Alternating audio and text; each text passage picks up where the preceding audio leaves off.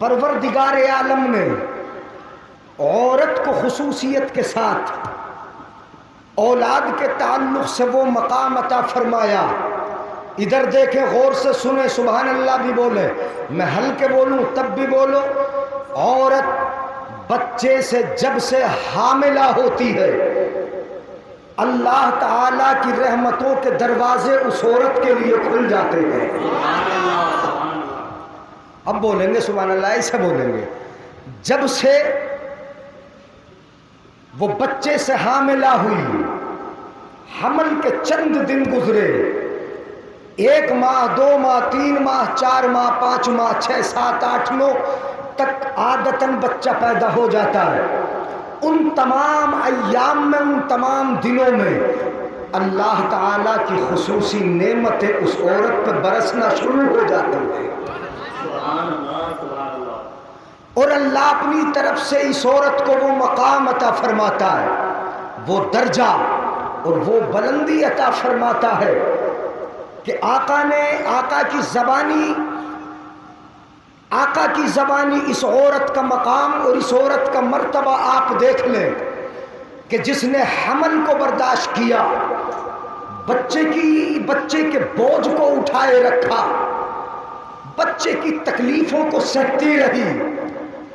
بچہ جب دنیا میں تشریف لے آیا تو اس کی ضرورتوں کو پورا کرتی رہی. راتوں کی تنہائیوں میں وہ عورت اپنے بچوں کو لے کر جاگتی رہی. اس بچے کی رونے کی آواز پر اس کا خود اپنا دل تڑپتا رہا. ان تمام چیزوں کی بنیاد پر کہ اس نے اپنے کھانے پینے کی پرواہ نہ کر کے اپنے پیٹ کے بچے کی پرواہ کی. اس نے سختی حمل کے بوجھ کو برداشت کیا. اللہ نے یہ مقام دیا کہ جو بچہ دنیا میں آئے گا اس بچے کے لیے اللہ نے جنت ماں کے قدموں کے نیچے ڈال دی ہے. کہاں ڈال دی بولو؟ بھاری پڑ رہی تقریر ہے؟ وہی شعر ہی سننے کے عادی ہو. یہاں سنو، کہاں ڈال دی اللہ نے؟ قدموں کے نیچے. کیوں ڈالی؟ ماں کے قدموں نیچے جنت کیوں آئی؟ کس لیے آئی؟ سوال ہے. اتنا بڑا مقام کیوں کہ ماں کے قدموں کے نیچے جنت ہے؟ اولاد کے لیے. کس لیے اتنا بڑا درجہ ہے؟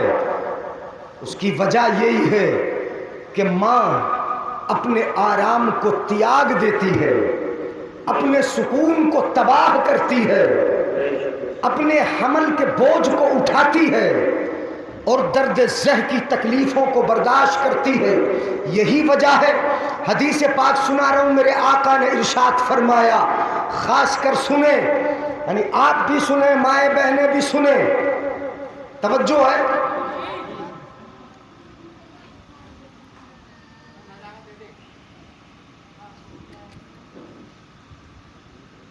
سبحان اللہ. سبحان اللہ. گڑبڑ تو نہیں ہو رہی؟ تو آپ مجھے ہی دیکھو، ہے نا، بچے تو تھوڑا پریشان کرتے ہی ہیں. ہاں وہی تو میں بتا رہا ہوں، ان بچوں کو ہی لے کے میں بتا رہا ہوں. آج جب چونکہ بچے کی پیدائش پر عقیقہ ہے اور خوشی کا موقع ہے تو کیوں نہ وہی تقریر کی جائے کہ جس میں تعلق بچوں کا ہو، جس کا تعلق بچوں کی ماں سے ہو. میرے آقا نے ارشاد فرمایا، عورتوں سے خطاب کیا، عورتوں سے ارشاد فرمایا، اے عورتوں غور سے سنو، کان کھول کر سنو.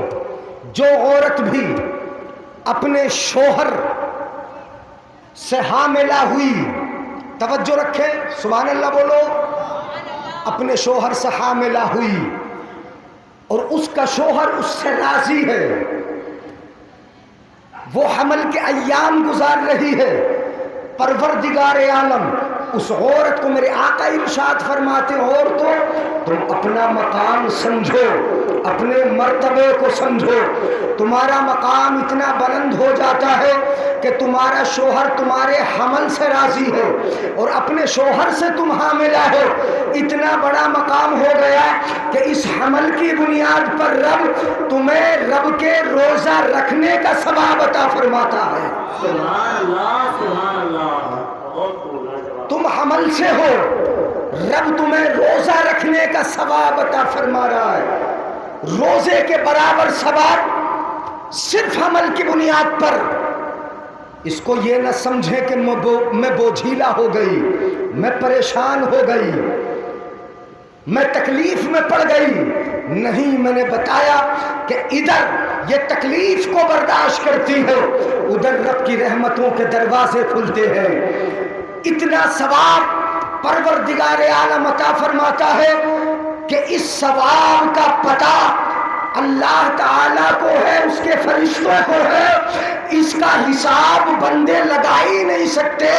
اگر عورت اپنے بچے کا بوجھ اٹھائے پھرتی ہے تو اس ثواب کی کوئی انتہا نہیں، نہ مجھے پتا نہ آپ کو پتا، صرف اللہ جانتا ہے، اس کا رسول جانتا ہے۔ سبحان اللہ، نعرہ تکبیر، نعرہ رسالت، مسلک اعلیٰ حضرت، مسلک اعلیٰ حضرت حضرت علامہ مولانا مفتی جلیل القادری صاحب، نعرہ تکبیر، نعرہ رسالت۔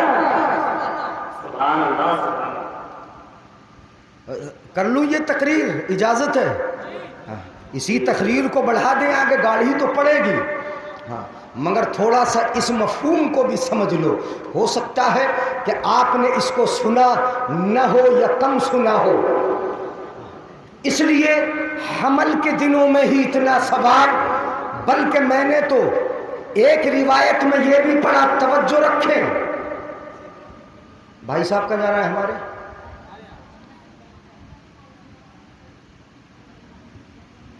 الگ ہی بیٹھو گے، الگ ہی بیٹھو گے، شادی کا ذکر نہیں کروں گا پھر۔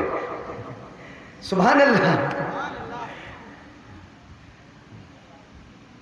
آرام آرام سے سن لے، آج تھکے ہوئے ذرا ہے، ہاں تو سمجھ میں آئے گا۔ میں آرام سے اس لیے بول رہا ہوں کہ مفہوم ذرا پہلی بار سنتے ہوں گے، ہاں تو ہو سکتا ہے سمجھ میں نہ آئے۔ اللہ ثواب بڑا عطا فرماتا ہے، اور جب عورت کو درد ذہ ہوتا ہے، بچے کی پیدائش کے وقت تکلیف ہوتی ہے، اس تکلیف کو پروردگار عالم نہ دیکھ رہا ہو، ایسا ہو نہیں سکتا۔ ماں تکلیف اٹھا رہی ہے، غور کریں، ماں تکلیف اٹھا رہی ہے بچے کی پیدائش کی، رب نہ دیکھے یہ ہو نہیں سکتا۔ رب کی نگاہ رحمت اس پہ نہ ہو، یہ ہو نہیں سکتا۔ ماں تکلیف اٹھاتی ہے بچے کی پیدائش کے وقت، پروردگار عالم اسے اتنا عظیم ثواب عطا فرماتا ہے، اتنا عظیم کہ جیسے اس نے رب کی بارگاہ میں 70 اونٹ ذبح کر ڈالے ہوں، اتنا ثواب رب، اتنا ثواب درد ذہ کا۔ اور بتاؤں، سنو، تم نہیں سنو گے، تم تو کتے پتوں کے چکر میں پڑے ہو، ہاتھ اٹھا کے بولو یا رسول اللہ۔